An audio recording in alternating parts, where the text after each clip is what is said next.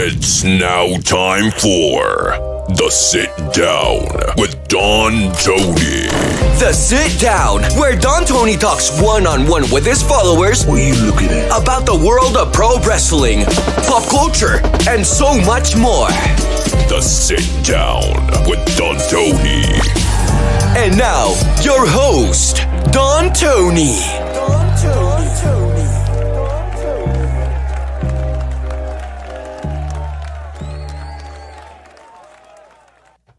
All right, since the majority of our live fans and the archive are from the United States of America, many of you are sleeping a little bit earlier tonight on a Friday night because at 4 a.m. this morning is the kickoff show for the Elimination Chamber. It is going to be live in Australia, and the event itself starts at 5 a.m., So this is going to be a very quick show. I'm going to do just something for Friday.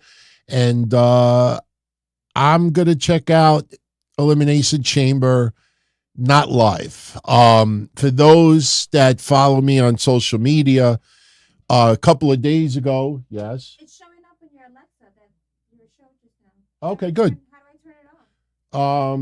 Just, I don't know. Disconnected? Yeah, I don't want to hear it. just disconnected. She says my show is blasting in the other room. She don't know how to shut it off. Oh, that would be great if that happen to haters out there. Check it out. A couple of days ago, I posted on social media if anybody would be interested in me doing a live watch party at 4:45 a.m. I thought it would be pretty fun to get up, crusty eyes, a little early coffee, and almost nobody responded. So I decided no live watch party. I will be sleeping like a baby tonight. I will watch Elimination Chamber during the day tomorrow. And on Monday at 11:15 p.m. right after Raw, Kev and I will be recapping and reviewing the Elimination Chamber. We'll get into all the little tidbits that go down. Indy Hartwell, she got her match after all. And we actually talked about it earlier this week that maybe they would do a pre-show match. Why couldn't they do a pre-show match? Indy Hartwell and Candice LeRae taking on the Kabuki Warriors for the tag titles. Of course, we know what the outcome is going to be, but hey, it's a nice little thing for the Aussie fans. It's a nice little thing for Indy Hartwell. Now the question is, and it's probably not going to happen, but will Bronson Reed end up replacing Bobby Lashley in the chamber? Bobby Lashley injured tonight on SmackDown at the hands of Karrion Kross. But as of right now, Bobby Lashley is still in it. And I'm a little bit skeptical that they're going to pull Bobby Lashley at the last minute. But hey, who knows? Bronson Reed, I thought, has been doing a pretty decent job in the last 9 months. If you remember, last year's Elimination Chamber was kind of a breakout party for him. He impressed in the chamber last year. But, again, let's be honest. 2 chambers in a row. Has he been that deserving? I don't care if it's on Australia. I mean, how long has he been out of there? All right, you come home. You come home during the holidays anyway. Oh, but it's for my job. All right, well, there's always next time. That's how I look at it, but hey, who knows? Who knows? So I want to welcome everyone to tonight's Sit Down. The show is pretty simple. It's the lazy show. I show up with nothing. Whatever everybody who is live wants to talk about, we will talk about. Just be present in the chat room, and you could ask away whatever topics you want me to discuss. Anybody that is kind enough to send super chats, obviously you will get a little bit of VIP treatment. You will be acknowledged quicker than before everyone else. I will say this before we get into anything else. I did see SmackDown tonight. I already saw the spoilers, so I pretty much knew it was going to go down. Not a bad episode as a go home to the Elimination Chamber. Obviously, next week, the setup that for some reason people think they're geniuses tonight, saying, oh, I smell a swerve. Dakota Kai's return to the ring just happens to be teaming up with Bayley against the Kabuki Warriors. Bayley will start the match. Bayley will do most of the match. Dakota Kai maybe gets distracted, maybe gets knocked off the ring. And when Bayley finally claws and crawls, scrapes and claws and crawls to go for the tag, Dakota Kai says, fuck you. I'm with Damage Control. I need to be the mouthpiece of the Yakuza. And the turn will finally happen. Shout out to all the journalists out there that think they're geniuses, that the light bulb finally went off tonight, everybody. Hey, I smell a swerve. Oh, really? The Street Profits looking like imbeciles tonight against the AOP. AOP, I think, did fine. Cross did his job.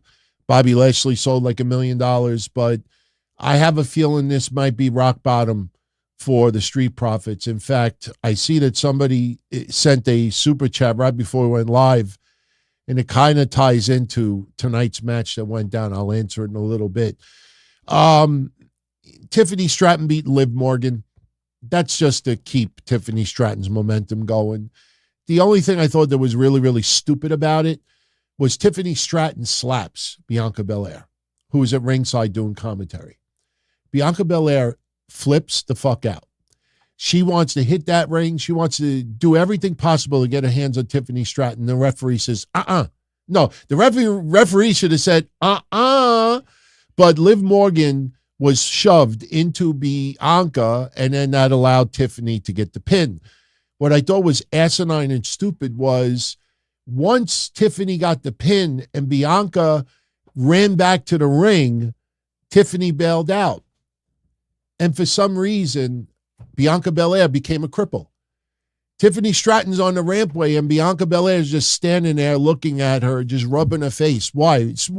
I hate that about WWE, because when somebody leaves the ring, nobody 9 times out of 10 chases them up the fucking rampway, into the back, into the parking lot, into the street, into the fucking river.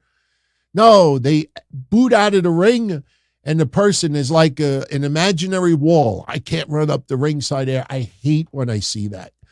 You go back and you watch it. You look at Bianca Belair, you'd be like, you look like a moron. Things like that get under my skin. Little things like that. But next week, Dakota Kai will turn on Bayley. And then the additional sympathy builds. We get the road to WrestleMania. Next week also, we're going to get a little street fight between Carlito and Santos Escobar. Little attack on the LWO tonight. It's Joaquin Wilde and Cruz del Toro. I don't care. With all due respect, I don't care. Trying to repackage Cedric Alexander and Ashante Theodonis. I don't think that's going anywhere. But, Tyler Bate and Butch getting a tag title shot. If you didn't check out our prediction show for Monday, you're really missing out on some really good predictions, because not only did we give predictions, and I think Chamber could be one of the most predictable shows of all time.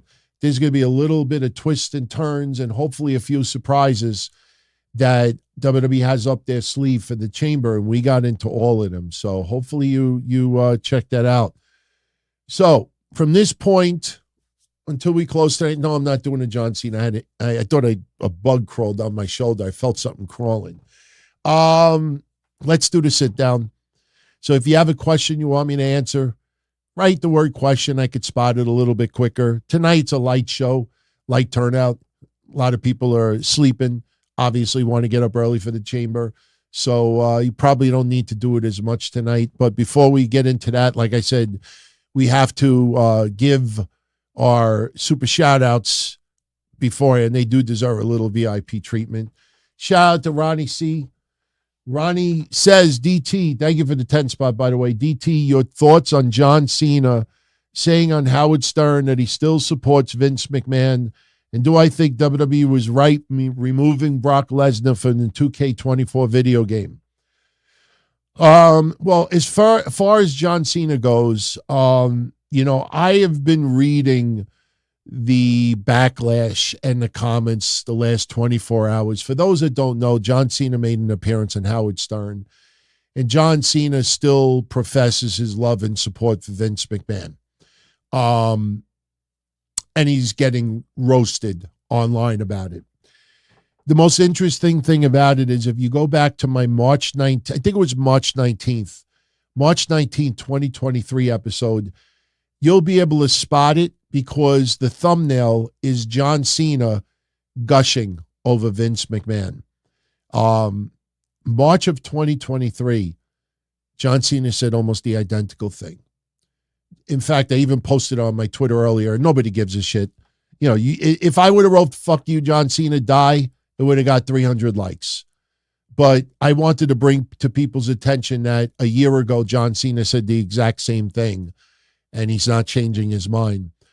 Keep in mind that a year ago, when John Cena made those remarks, that he still loves Vince McMahon and still going to support him, that was 2 months after Vince settled with Rita Chatterton, who accused him of the R word that rhymes with grape.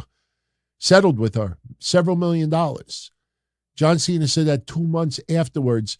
And listen, John Cena has a lot of good about him. You can't take that away. Even if you never liked him, you can't take away his reputation, for the most part, is nothing but good. The only way I could explain this to Ronnie, and I'm going to have the conversation with Kev on Monday. This is going to be one of our big topics of discussion. I try to replace Vince McMahon with my uncle, with my father, with my brother, with somebody who I'm very, very close to. Would I disown them? Would I ban them? Would I block them? Would I just totally erase them from my life? Would I feel sorry for them? Would I still show support for them? You know, I don't know. I don't know. I've never had a family member do something like that. Plus, you know, we don't know how much of it is true, how much of it is not true, how much of it is exaggerated. Do I think Vince McMahon committed abuse? Absolutely. Do I think he committed abuse on Janelle Grant? Absolutely. But at the end of the day, we were not there. We don't know to the extent of where sexual escapades turned into abuse and manipulation. We don't know. And I'm not a fan of Vince McMahon anymore. I put him kind of in the same category as Donald Trump. Like, if we don't talk about them anymore, that's fine with me. I think John Cena, that relationship is so tight and so close. You saw Kevin Nash on his podcast, Click This. I think that's what it's called. You know, he had a hard time putting the words together. Undertaker is avoiding it pretty much entirely, as far as I know. So, you know, it seems like the people who truly supported Vince are still supporting Vince. They probably just find it hard to believe that he's capable of doing what he did. Listen, I will say this in defense of John Cena.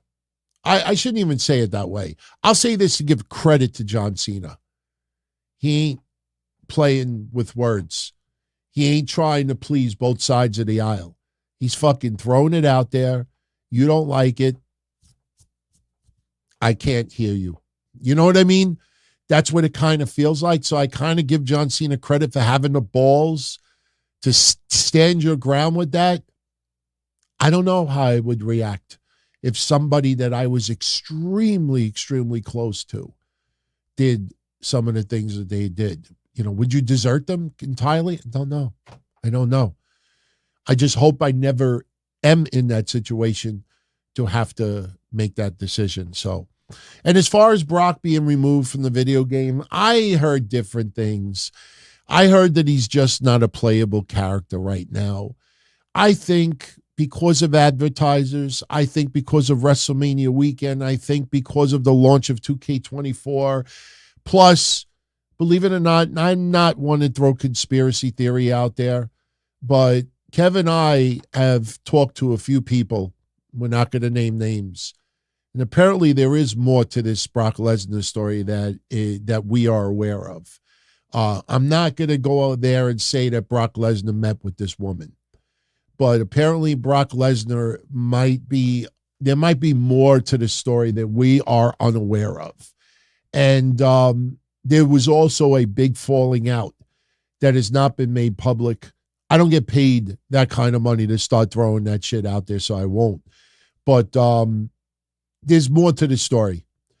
And I think a couple of months from now, 6 months from now, unless something comes out really, really sensationalized in the news world, I think Brock Lesnar will return to the video game.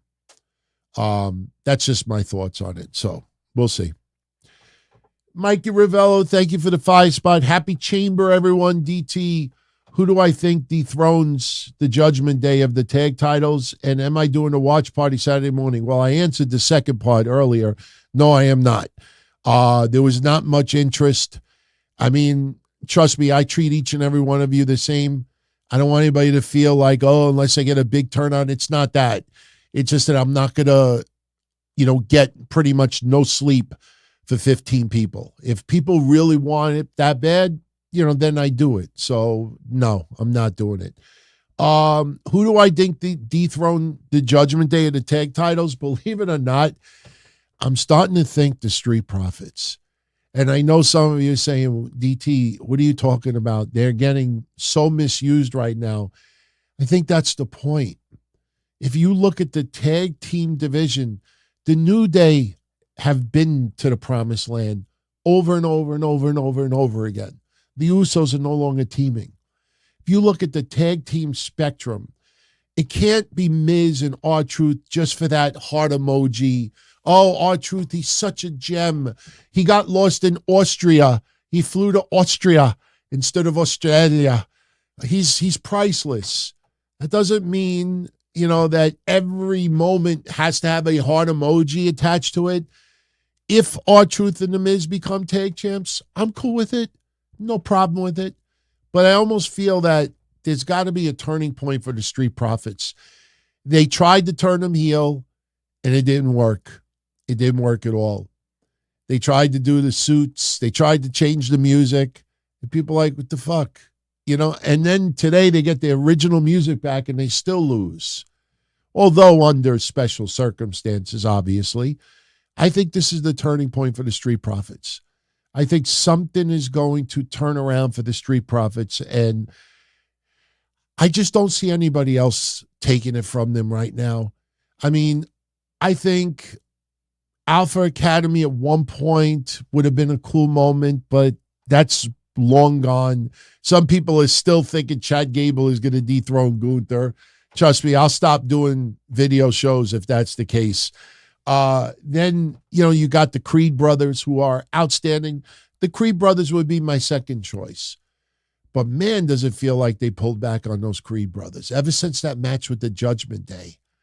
I mean, my God, they pulled back big time. So thank you for that, Mikey. Tomorrow, welcome to the family tomorrow. Dream 101, shout out to you, my friend. Thank you for the 5 spot. I woke up and drank a tall glass of Woo Energy. Then I browse Woo properties over some Woo breakfast and then go to the Woo gym. Whoop-be-doo. Whoop-be-doo. Whoop-be-doo. No, I'm kidding. A few people have asked me if I would try the Woo Energy. Do like a taste test here. I'm thinking about it. I mean, I drink ketones. I drink Jocko. I drink Red Bull. I drink lots of energy drinks that taste like shit. How bad could Woo Energy be? The only thing that stops me is I don't want to put any money in Ric Flair's pocket. Why? So you could go blow it on weed with Mike Tyson or Snoop Dogg or somebody? Like, nah, I don't want to put no money in Ric Flair's pocket. But maybe I got to pick up some anyway just to try it. The mushroom stuff is a little bit overplayed.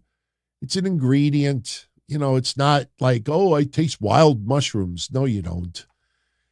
I'm not going to repeat what somebody told me that one of the flavors tastes like, but we'll see. It's almost like sweaty balls. I'll say it. Somebody said it tastes like sweaty balls.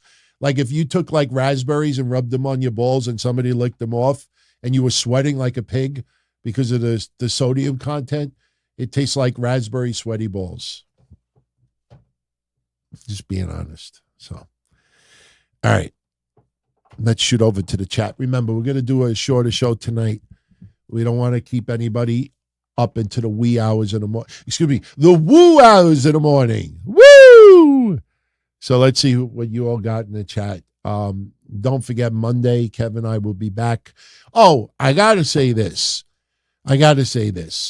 If you have not, I know we only put one clip as like a preview of our Monday show on YouTube this week. I didn't feel like putting anything else up there. I was going to put the chamber predictions, but, if you want to hear them that bad, just download the episode. But Kev and I are very proud of this. We are very proud of this conversation that we had on Monday because we are the only people online that called out this Cara Papilla. That something just smelled funny. It didn't pass the Don, Tony, and Kevin Castle smell test. Cara Papilla claiming to be the lifelong best friend of Ashley Mazzaro. And then this Ashley Banfield. Oh, my God. I swear on Jesus Christ Almighty, I never, ever watched the second of Ashley Banfield in the past. And now I want to, douse my eyes with battery acid.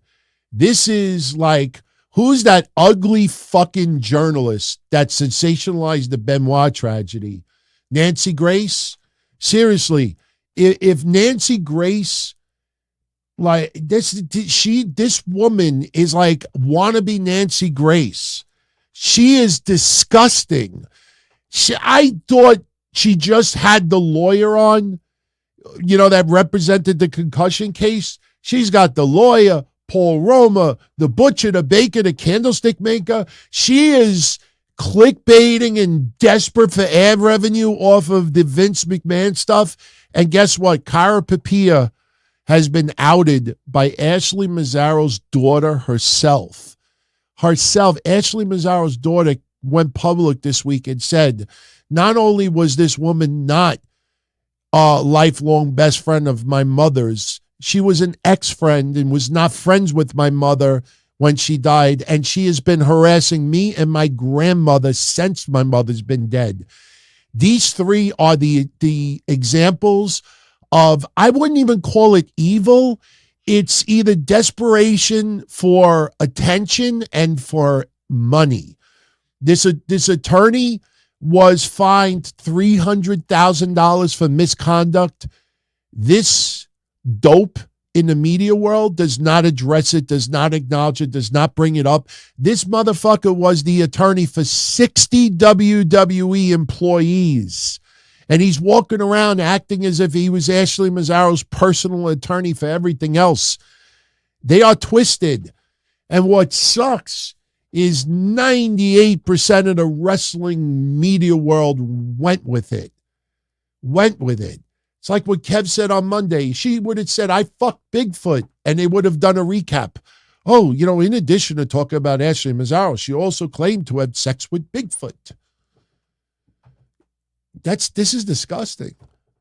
That's why, honestly, guys, we don't toot our own horn.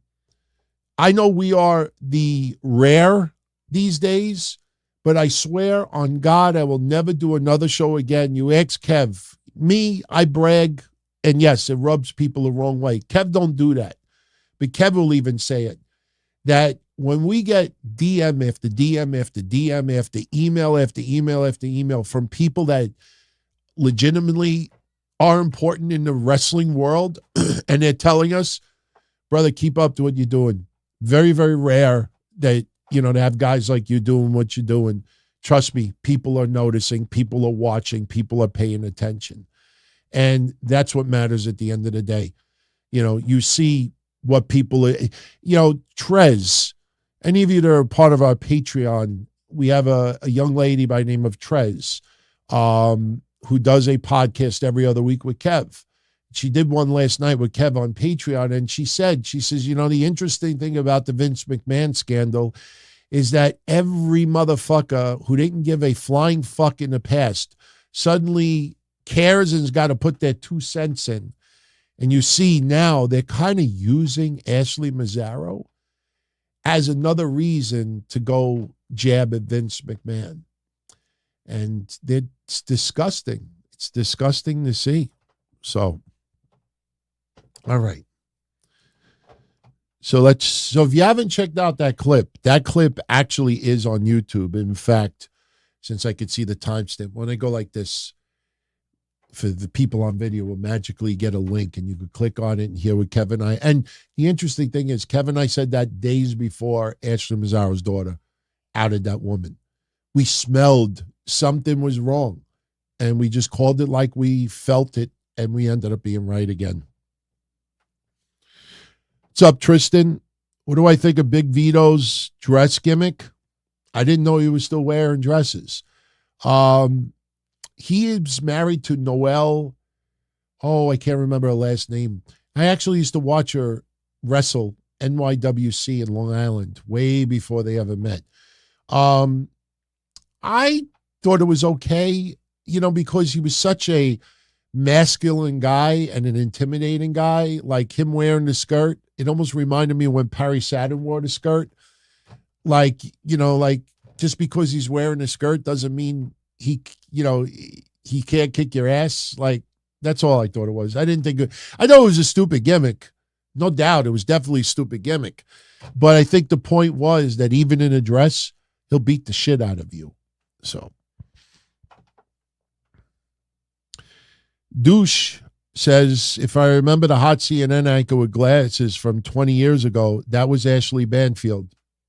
Honestly, if I was looking for hot women with glasses from 20 years ago, it was probably xnxx.com or some version of Pornhub. I certainly was not looking to watch CNN to get sexually aroused. When oh my God, she's wearing a sexy blouse tonight. Ooh, I'm sweating. I never ever watched a minute of her, and she is disgusting. She is disgusting.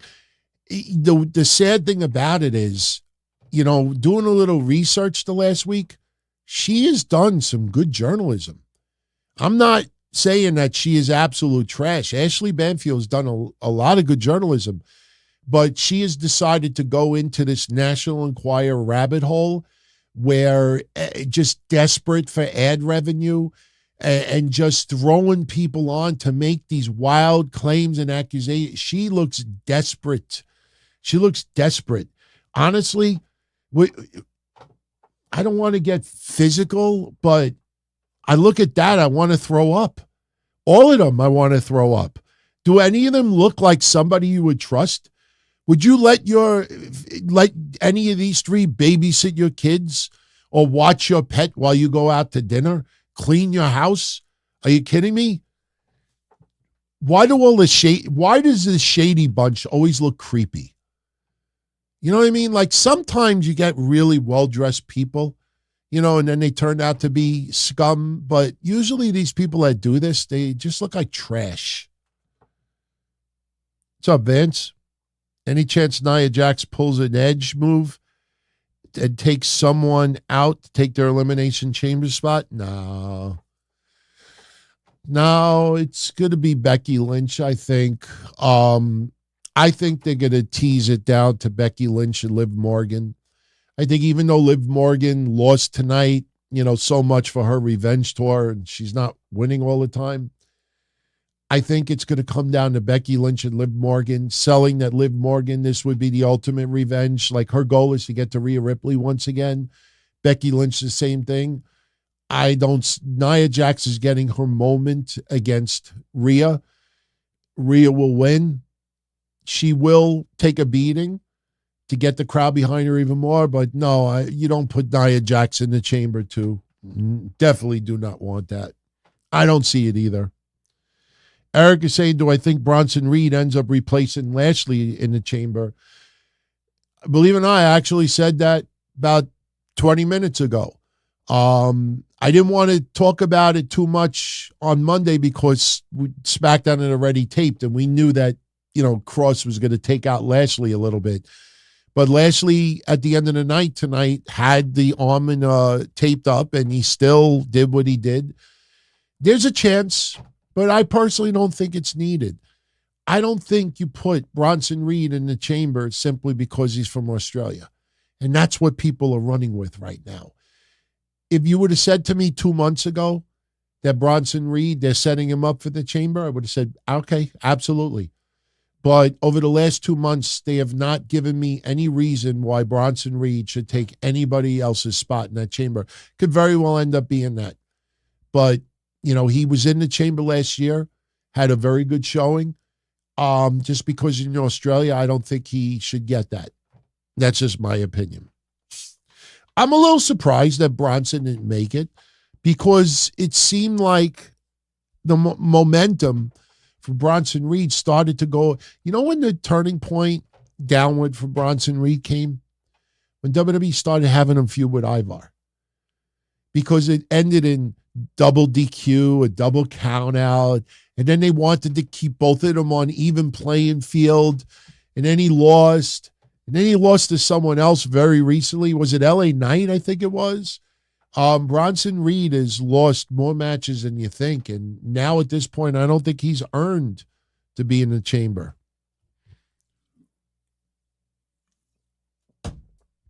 Raul Harris. Thank you, my friend, being a member of the family for 7 months. Did I see the interview with Chris Van Vliet and Ice Cube's son? Why in God's green earth would I want to watch Ice Cube's son do an interview with Chris Van Vliet? Like, why? No, I saw a little bit of his comments about AEW. He looks so much like Ice Cube when Ice Cube was younger. Like mid to late 90s Ice Cube. I don't think much of it. He is a little bit of a wrestling fan, and, some AEW fans got a little bit upset at him giving his critique about AEW a little bit. And Tony Khan obviously responded because Ice Cube's son has a couple of 100,000 followers, so of course it's going to rattle some people. I didn't think there was anything wrong with it. Plus, Ice Cube's son has praised AEW in the past. He's been supportive. So anybody that's really I'm not trying to belittle Ice Cube's son, but this is not like somebody highly respected in the wrestling business that everybody respects their opinions and thoughts. And then they say something that, I can't believe he said that. It's Ice Cube's son. Don't lose sleep over it. I'm sure he isn't. Harris feels that Bronson should have a match at Elimination Chamber, even a squash. You could. He could squash Austin Theory. He could. Somebody could come out and Bronson Reed gets pissed off and just squashes someone. Listen, it would not surprise me if Bronson Reed is on the event.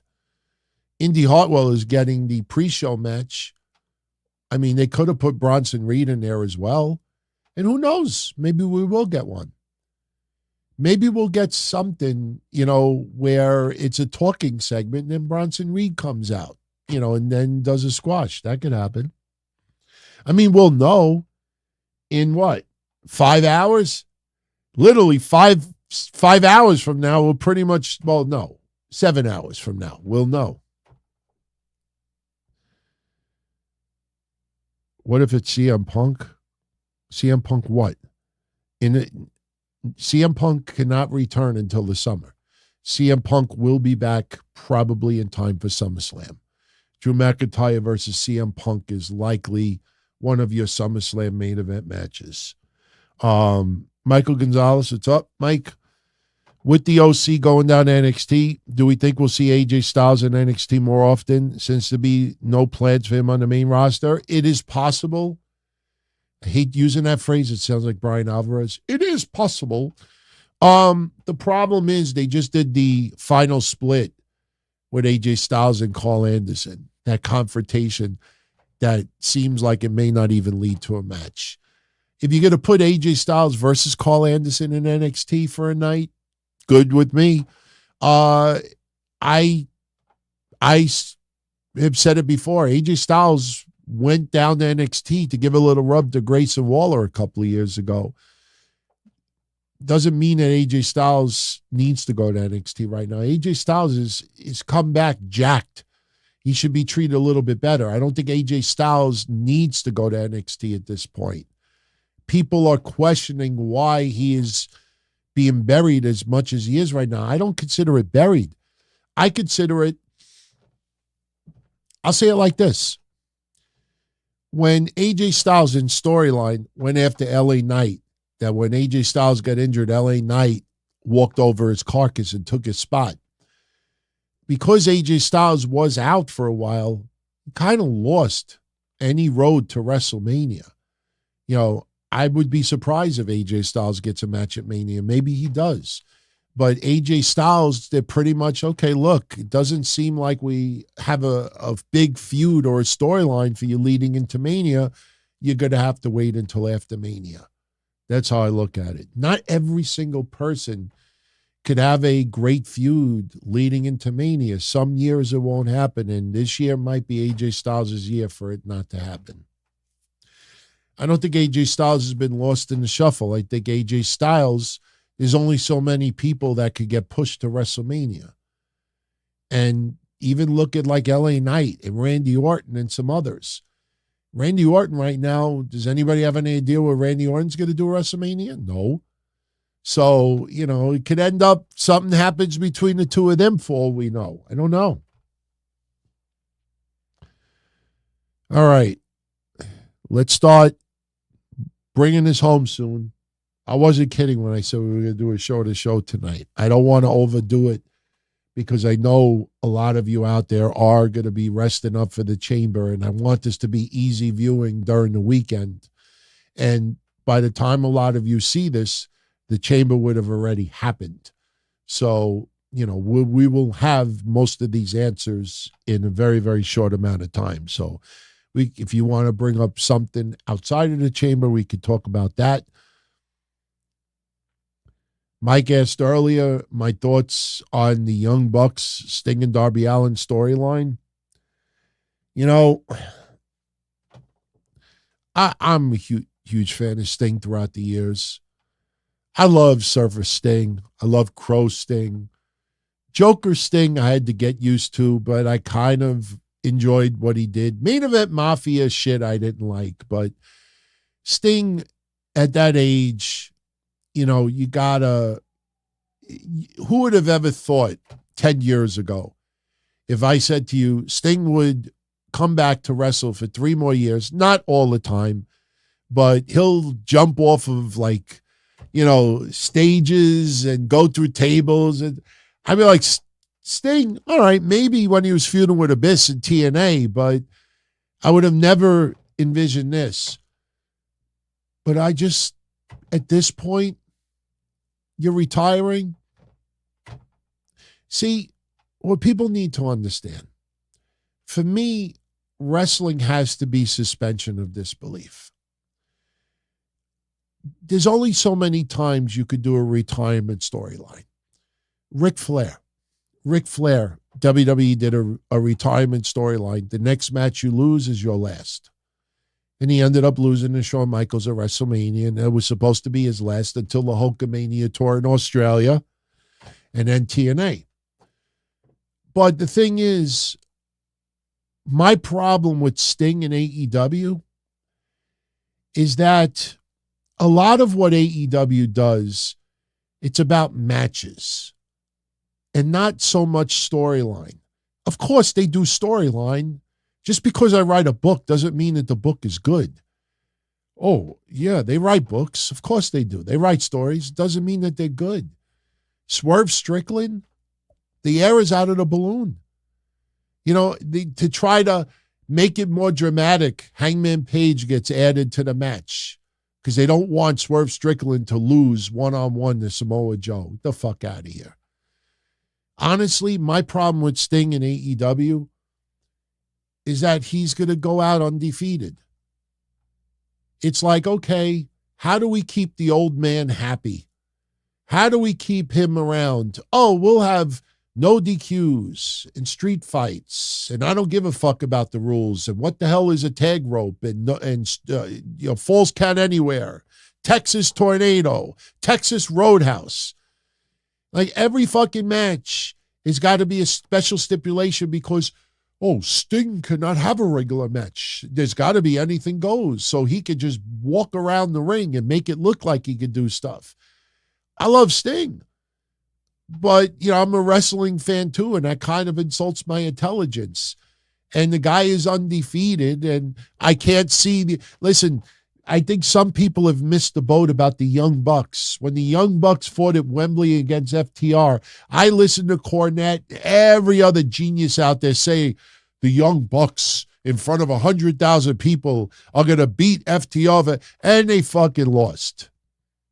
And who said they were going to lose? I know I wasn't the only one, but I said the Young Bucks, they're going to go out as these guys like, look, in the biggest stage of them all, we were always fair. We let the other guys win. And everybody now is betting the ranch that the Young Bucks are going to beat Sting and Dart. No. AEW is obsessed with tournaments. Sting will go out a fucking champion. Tony Khan, honestly, I think he has tattooed Sting's face to his nuts. Seriously. I think he has dyed his penis black to make it look like Sting's holding a bat. He's got Sting tattooed to his nuts and his dick looks like a bat. Look, Sting's holding a bat. He's going to make Sting retire as a champion. Everybody's going to be in the ring. Sting's going to be held on people's shoulders. The Young Bucks are going to walk off in defeat. And people will be like, you know what? What an unselfish move by the Young Bucks. And I hope I am wrong. I hope to God I am wrong. But if I'm right, you'll understand why I have no interest in watching Sting's last Dynamite like they're advertising it, because it's not going to be his last Dynamite. You don't think Sting is not going to appear? You want to say his last match on Dynamite? Fine. Sting's last Dynamite? Nah. How's about Don Tony's last Dynamite 6 weeks ago? I'm not enamored. I'm not intrigued.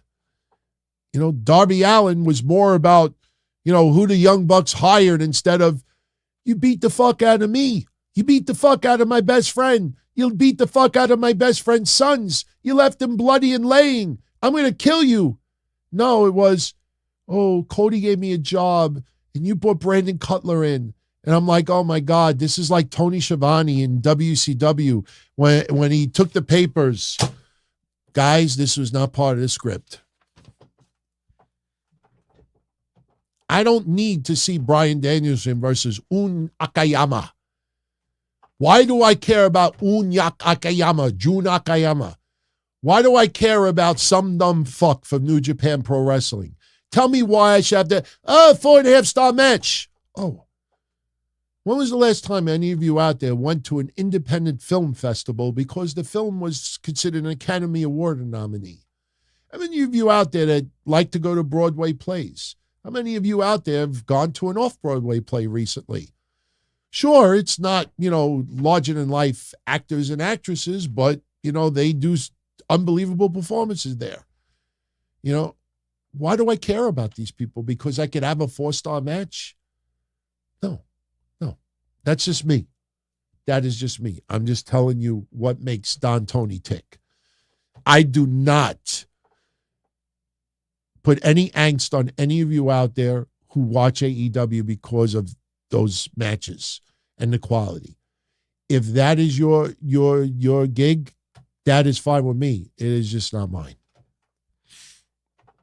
Rojo Bear, thank you for the 5 spot, my friend. My thoughts on the Wrestling Observer Award winners. I have not read them all, but I did read a few of them. I'm going to just say it. I don't care. I learned of some of these Observer Award winners through Cornette's show because I'm a fan of Cornette's show, but I will criticize them in my opinion. I have a right to my opinion. It's not just let me kiss your ass or nothing.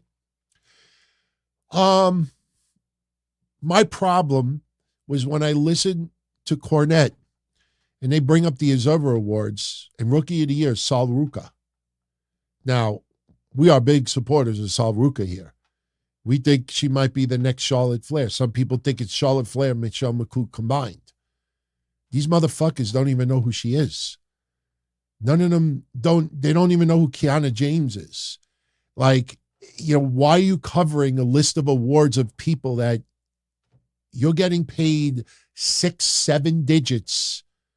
Yeah, you watch what you want to watch, but to question somebody winning an award simply because you don't know who they are, yeah, I have a problem with that. If I know who the person is and I feel they don't deserve it, that's one thing. But when I hear soul and everything's got to be a funny play on a word, something Kevin and I did 18 years ago, it's just, I don't know. But as far as the awards themselves, listen, I'm a subscriber to Meltzer. I could vote on these awards if I want to. It's a popularity contest. My honest answer to you about the Observer Award winners is this. Count how many people vote. 200 people? 300 people? 400 people? You want me or anybody else to base Triple H being Booker of the Year when I got 300 fucking votes? 400 votes? Why are we making a big deal? I'm not belittling Meltzer's awards. His audience is designed for a certain group, demo. They like Japanese wrestling more. That's why you see a lot of names that even I don't pay attention to. I don't criticize those names. I get it. The people that still subscribe to Meltzer's newsletter, a lot of them have the same likes that Dave has. That's fine. But why do I give a shit that Triple H is Booker of the Year and Nick Khan is Promoter of the Year? Why? Because Tony Khan didn't win it? It's 400 people that vote. It's not like 1 million. You give me a poll with 100,000 people or even 10,000 people, and I'll be like, all right, okay. But 400 fucking people? Seriously. I think that's something that I think a lot of people forget. People are making this big shit about these awards, and it's 300 people. They hide it with percentages. Sol Ruka got 29% of the vote. How's about saying that she got 117 votes? I don't know how many votes she got exactly, but it's probably less than that. Maybe someone live could go quickly check on Observer's site and see how many votes did Sol Ruka get for Rookie of the Year. I bet you it's less than 100. And we're making a big conversation about people who got 80 votes. 80 votes? I think I'm right. Am I surprised Shane and Stephanie are still in WWE 2K24? No. Just because it says McMahon doesn't mean that they're evil too. I think Shane McMahon will be back. I think Stephanie McMahon will be back. This woman that threw Stephanie under the bus was just so wrong. And again, I blame this on Ashley Banfield and News Nation, because there's a reason why they're labeled as exclusive interviews. Because somebody with half a fucking brain probably said, we don't trust these people. Why would I have Constantine Kairos on my show? You were her lawyer for a concussion lawsuit. You weren't her lawyer for sexual abuse. And not only that, how many of you have yet to hear any of these places read Ashley Mazzaro's apology to WWE? You could feel however you want about that apology, but what did she say in that apology? That lawyer used her. You think she's talking about Jerry McDivitt? She's talking about this very guy that's going on these shows. He used me. He poached me. Why does everybody ignore that? So Stephanie will be back, but it's going to probably have to take some time because we got idiots like what we watched this week throwing people under the bus, and there's no proof whatsoever. You read that long Ashley Mazzaro affidavit, And Stephanie, there is nothing in there that Stephanie covered anything up. Nothing. Even John Laurinaitis won't even mention Stephanie's name. That should tell you something. No, Benjamin. Mansfield should not have vetted those people. This is why they're on that fucking show, because they don't vet it. Anybody and their mother who's fucking in a vegetative state could look up that lawyer and say, wait a minute, you were just her concussion lawyer, and even Ashley Mazzaro said that you used her just to try to strengthen the case. She knows what she's doing. This is deliberate. This is intentional. And guess what?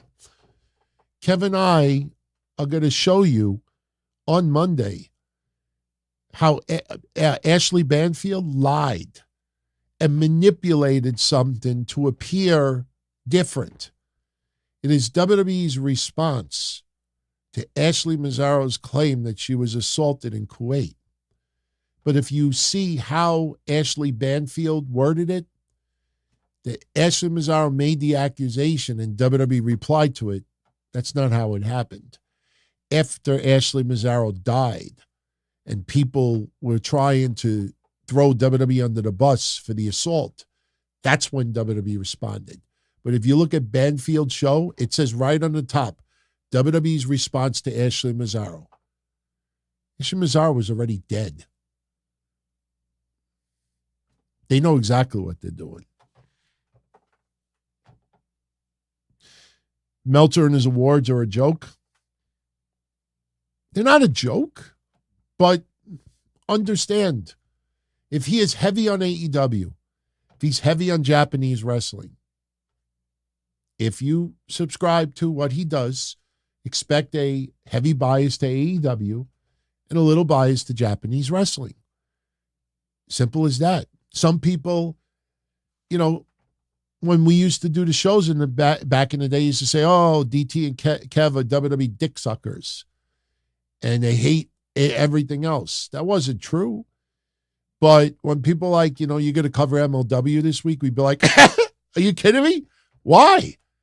Oh, because I wanted. No, we're not interested in MLW. So you tune into the show, you're going to not expect a lot of MLW praise or coverage because we're just not interested in that product. That is all right. But you don't hear us criticizing the product or criticizing the talents there unless there's something specific about the owner.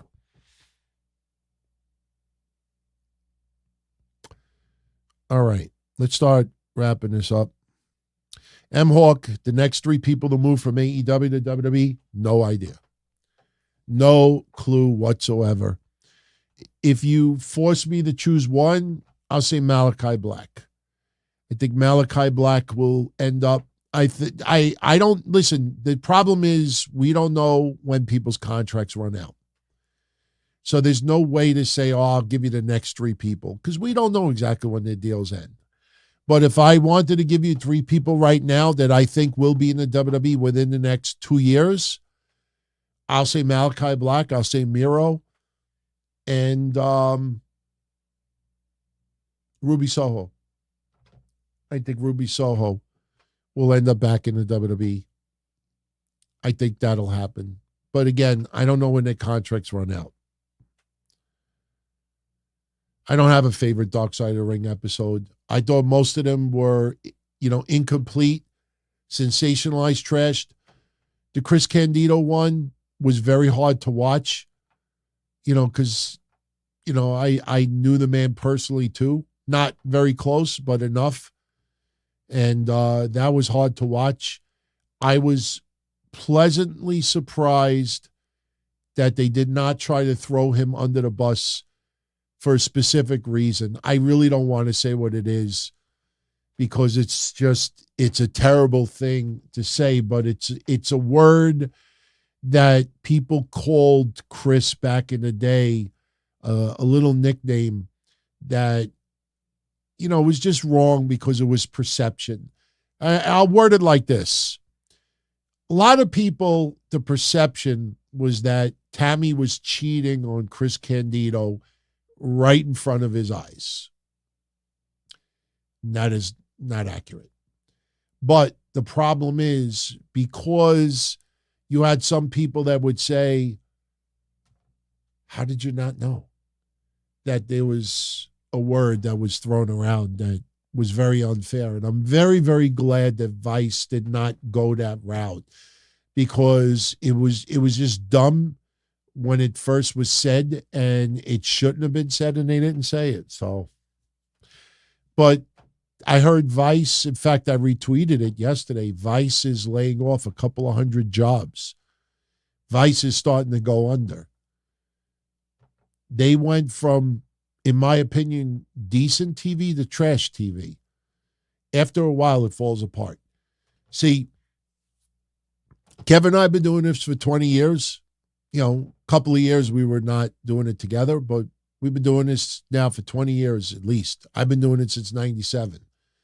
And I do get that there's certain things that you could do to get more people to tune in. I even watched TMZ tonight. I tuned into Fox a few minutes, about 20 minutes before SmackDown started. And they were talking about WWE. And they were trying to play off that the Elimination Chamber almost didn't happen because of something with weather and Miami. So, and I'm like, oh, fuck you. Oh, fuck you. Fall off a cliff. Like, Elimination Chamber almost didn't happen. And it reminded me of so many wrestling shows that are out there. You know, sooner or later, people get tired of it. So, Kevin, I know, you know, there's people out there that are running with a certain agenda. Soon enough, people get tired of it. There's only so many times you could do it. BobbyMeans, Wardlow would be perfect in the WWE, and honestly, he's been treated like crap. I don't know how much Wardlow wants it. I really mean that. I don't know how much Wardlow wants to be a larger-than-life mega superstar in the world of pro wrestling. It does not feel like he wants it that bad. And it's not just about use and misuse. Something just feels like, you know, all right, I'm doing what I'm doing, and I'm having a good time, and I'm getting paid well, and, you know, yeah, I may not be getting the championship runs like, you know, other people, but, you know, I'm getting paid well, and I'm getting some TV time and getting some exposure. Look at Powerhouse Hobbs. Look at Powerhouse Hobbs. Come on. When they were doing the Book of Hobbs, when he was walking around the bad streets of LA, we were laughing at it. Like, yeah, tell me in 2 months from now where the fuck he's walking. You'd see what's going on with Hobbs. That's a guy that I could see going further before Wardlow. Wardlow's got a look. Wardlow's got an aura. But I think Powerhouse Hobbs wants it that much more. Powerhouse Hobbs, if you said to me right now, DT, you could have one guy that you could get from AEW into WWE right now, I would choose Hobbs. Some of you are going to say, oh, I would choose MJF. I don't think MJF would be a good fit right now. Yeah, he might be able to feud with Seth Rollins for a little while, but, you know, you think he's going to leapfrog a whole bunch of other people that have been there a long time? You know, I don't think he would be as good of a fit as you think. I think a couple of years from now, when some people are stepping back a little bit more, and some people could very well be retired, sure, then you could put MJF in there.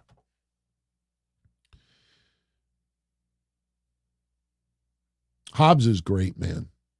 I am all in on Powerhouse Hobbs. I just, you know, not trying to be a dick, but you could see months in advance what's going to happen to some people. Look at Miro. Look at Miro. Didima. We brought up a month ago how misused he has been used in the last 2 years. He hasn't had a match on Dynamite in, 2 years? I mean, people, oh, but he's done Collision. He's done Ring of Honor. That's what people say to me about some people. Like, you don't watch Ring of Honor? No. And almost no one else does either. You know, and listen, it's not about somebody being used in Ring of Honor more than they're used on the main products. The thing is that people aren't stupid. They could see that Ring of Honor is here on the food chain. Ring of Honor doesn't even have a TV deal, and AEW Dynamite and Rampage and Collision are the ones with the TV deal and the ones that lead to the pay-per-views. So, will Pac be back in the WWE? Could happen. Could happen. Tony Khan grossly overpaid for Pac. And I think Pac is one of the best talents that they have. This is not shade thrown on Pac. But Pac, when they first signed him, paid him, I don't know the exact amount. I'd be lying to you if I said that I knew. But I know the words that were being given to me was grossly overpaid. And you see how he's been used. Early on, not bad. Not that bad early on. But you see afterwards. And don't say to me injuries or he's stuck in the UK or this and that. They grossly overpaid for Pac.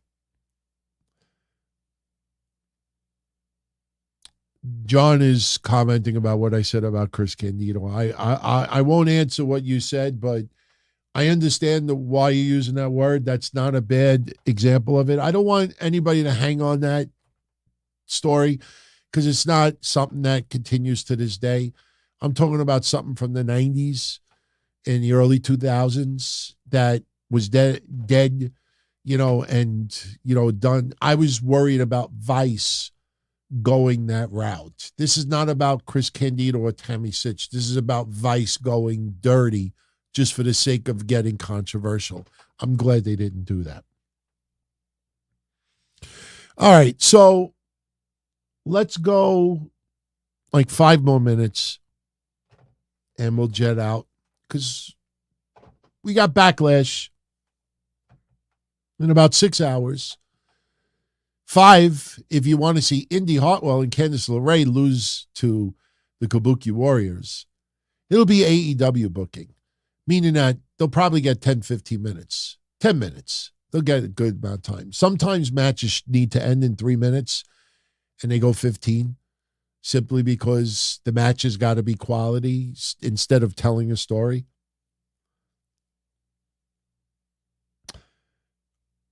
It is interesting that Mustafa Ali won the X Division Championship. I think that's pretty cool. Mustafa Ali is doing great right now. And I'm very, very happy for him. He's getting work. He's getting recognized. I will not put him in the category of Drew McIntyre. But I think Mustafa Ali will ultimately have a WWE return similar to when Drew McIntyre came back. Mustafa Ali will transform himself. I don't mean growing a beard, and I don't mean putting on 50 pounds of muscle, but I think Mustafa Ali is going to transform his character and style over the next year or two, and I think he will be brought back to WWE similar to when Drew McIntyre left and he came back. I think that really will happen.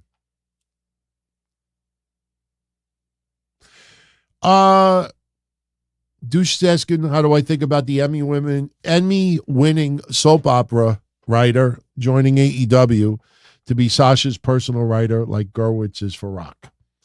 Somebody get me her name again. Isn't it Jennifer something? Somebody get me her name before I answer that. And I'll tell you my honest answer. And you'll definitely want to hear it. Somebody will post it in a second. Isaiah misses Bray. Felt like he was gone too soon. Such a great man with a great future ahead. Yeah. I mean, not many people in wrestling get me to tears. And in a matter of, 24 hours, my favorite wrestler of all time and my favorite wrestler of the last 10 years both died within a day of each other. Bray Wyatt, and it's so sad when you realize it could have been prevented. You know, a lot of people didn't want to go there about the life vest, because, it's too sensitive. Oh, fuck you about sensitive. Maybe someone else that has a family member that's prescribed a life vest, maybe you'll turn around and say, look, don't you dare take that fucking life vest off. I know someone in wrestling that I used to love watching on TV left it in the car one day and he died because of it. You want to be aware of things. Jennifer Pepperman. Okay. My take on Jennifer Pepperman, and I'm just going to say it like this. I heard nothing but good things about her in WWE. She was accused of one of the writers that was accused recently. Remember that racial lawsuit that was dropped? She was one of the writers accused. I heard nothing negative about Jennifer Pepperman. She wanted to go to AEW, less pressure, not as difficult as far as work-wise, and I wish her nothing but the best. For anybody out there trying to sell you that she was brought in to be Sasha Banks or Mercedes Moné's personal writer, I hope those people don't sell you a bridge. I hope those people don't sell you a bag of beans. If she's brought in to help the women's division, okay. But the people out there that are trying to push this narrative that she's going to be Mercedes Moné's personal writer, I just hear in my head the Hulk Hogan jokes coming. That don't work for me, brother. Does anybody in their right mind think that AEW and the foundation that it is going to have Mercedes Moné come in and have somebody go to Britt Baker and Tony Storm and everybody else and say, look, I'm writing for Mercedes and you do this and that doesn't work for me, brother. Listen, she's friends with Mercedes. She's very good friends with Mercedes. But if you think for 1 second that she's coming in to be Mercedes' personal writer, man, somebody's suckering you for some ad revenue right now. She is going to be doing a lot more than writing for Mercedes. So that's what I'm telling you. You don't have to believe me just because everybody else is saying it, but sooner or later you'll find out. And you'll remember what I said tonight. Okay. 3 more questions, and we are done. I do think Bray Wyatt will be in the Hall of Fame this year. Kevin and I touched on it Monday a little bit. This is something you definitely all want to know. Bo Dallas. Dreadmar, I think it's called Dreadmar. If I'm wrong, somebody correct me in the chat room before we finish tonight. Bo Dallas has a YouTube channel now. And I'm pretty sure it's called Dreadmar. Dread, M-A-R-E. And it's all tribute to Bray Wyatt. But it's all psychological stuff. It's skits, it's teasers, it's like rabbits and QR codes. If like Bray Wyatt was still doing his thing psychologically, he's doing it on his YouTube channel. It just launched. It is awesome. You will love it. The only issue I have with it is I don't see it leading to a match. But I'm pretty sure it's called Dreadmar. Somebody alerted it to me on Patreon Tuesday. And I went on the channel. As of Tuesday, I think there was only 5 videos. But if you were a big fan of Bray Wyatt, trust me, even if you're about to go to sleep because of the Elimination Chamber, go look up his channel. There it is, Dreadmar. So that's how it's pronounced, Dreadmar. Birdie, have I met Kevin Castle in person? No, I have not. Never say never. We were going to meet up a couple of years ago. It didn't work out. So maybe one day. All right, 2 more questions. Benjamin saying he thought Bronson Reed was taking time off to mourn his cousin, given his comment about stars not aligning. Doesn't seem to be the case. Listen, I love my cousins. Am I going to not work for 2-3 weeks because of it? Probably not. I don't think the cousin thing is a reason why he's not in this chamber. If you would have said to me a parent, a brother, I'm not taking away his relationship with his cousin. It might just be an excuse, or some people may have read it that way, to try to lighten the blow that Bronson Reed is not in the chamber. I don't think the cousin thing is a reason. Or people are putting that out there, like I said, is to soften the blow because Bronson Reed does not have a path to the Elimination Chamber in Australia. All right, one more question and we are jetting. 2 questions. The personal writer partly sounds believable given Mercedes' alleged financial requirements. She's not going to be brought there to disrupt AEW. We're not dealing with this uber prissy prima donna. That's part of a character. She's going to be a team player. Believe what you want to believe. I'm telling you, you're going to hear in due time that Jennifer Peppermint is doing a boatload in AEW, and whoever sold you that she was being brought there to be Mercedes' personal writer, it's almost laughable. Because I know some of the setup there. I'm friendly with a couple of people that work behind the scenes, and I know basically, and I'm not saying that to try to sound like, oh, I know more, but when I think about it, like I said, the Hulk Hogan jokes go through my head. If anybody that knows, Hogan, that doesn't work for me, brother. I picture other people in AEW. Let me put it this way. If anybody was going to get that kind of preferential treatment, it would have been CM Punk. And we saw what happened with CM Punk. Mercedes Moné is not going to be bigger than what CM Punk was in AEW. There's no TBS executive that, sees millionaire Moné, no. I don't know if she will flop. I don't know if she'll flop. It takes 2 to tango.